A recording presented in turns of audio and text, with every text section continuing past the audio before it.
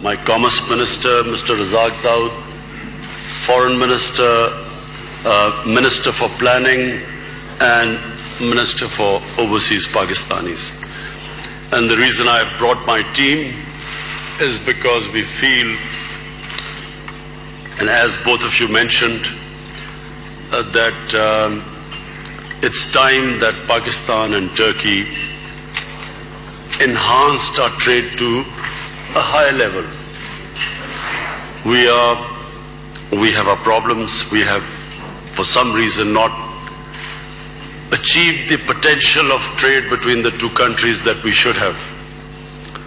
And one of the reasons, obviously, is that the distance between to take goods from Turkey to Pakistan through sea is a long, long way, and there's still no proper train connection between the two countries. So this issue, I think, in coming years will be sorted out because of a huge development taking place in Pakistan, which is the BRT, the Chinese Belt and Road Initiative, which is connecting those parts of the world which were not connected before.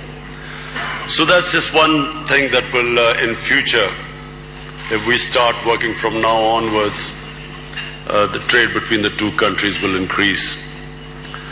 The second thing is that Pakistan is a virgin territory.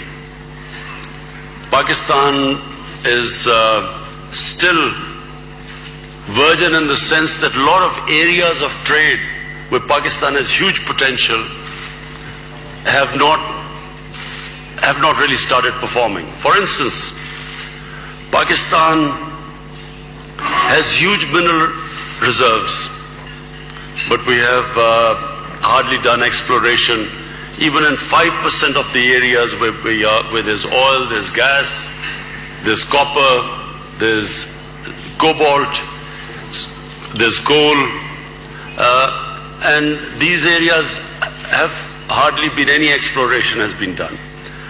But much more importantly, Pakistan has a population of 210 million people. It's one of the youngest population in the world. It has 120 million Pakistanis below the age of 35, which means it has tremendous amount of potential. And secondly is Pakistan's strategic position. It is connected to two of the world's biggest markets, China and India. And hence, Pakistan is on the verge. We are fixing our governance system. What we are trying to do is make it easier for businesses to work. The ease of doing business and cost of doing business, as we speak, we are trying to bring them down. So for businesses from Turkey, we will make it much easier. Already you mentioned that various investors here I've met are already working in Pakistan. But I want to assure you that this government, its main aim is going to be to make it easy for investors. Cut out the red tape, make it easier, allow people to make money, make profits, and create wealth in the country. When you have trade, when you have investment, wealth is created. We desperately need, we have a young population which needs employment. So investment will lead to employment for us and create wealth. Pakistan is embarking on the next 5 years of building 5 million houses, affordable houses. It's a huge project. So your construction companies are welcome. We have, as I said, my team is here to answer questions. That's a huge initiative taken by Pakistan. Then we have, with China, we are developing special economic zones along the BRT, the Belt and Road Initiative. And so again, it is a great opportunity for businesses from here to come and invest. But above all, we have what probably is one of the most diverse country in the world in terms of tourism. We have, I don't know whether most of you realize, out of the 12 or 13 highest peaks in the world, half of them are in Pakistan. Pakistan not only has an totally untapped mountain scenery, trekking, an area open for new resorts, but also Pakistan has also the most diverse religious tourism. It's the center of Buddhist civilization.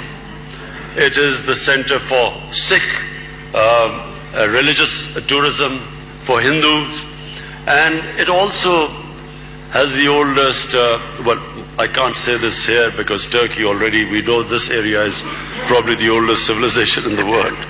But in Pakistan we have the Indus Valley civilization, which is 5,000 years old. And of course it's a very historical part of the world. And for Turkey, people from Turkey, you must remember that the Turks were part of the ruling elite of the Indian subcontinent for almost 6 centuries. The Mughal Empire were Turkish origin.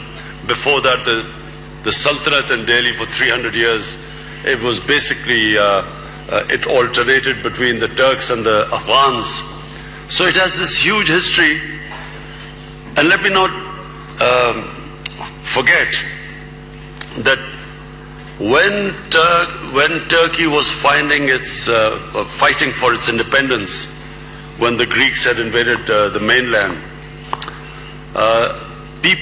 what is now in Pakistan, then it was India, but from what is Pakistan, people were collecting money to support the Turkish movement for independence under Kemal Atatürk.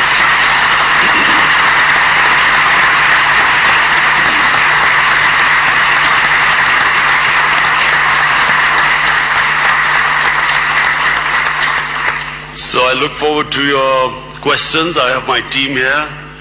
You can ask questions.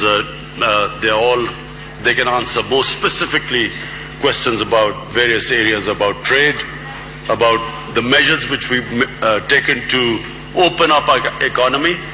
So I look forward to your questions.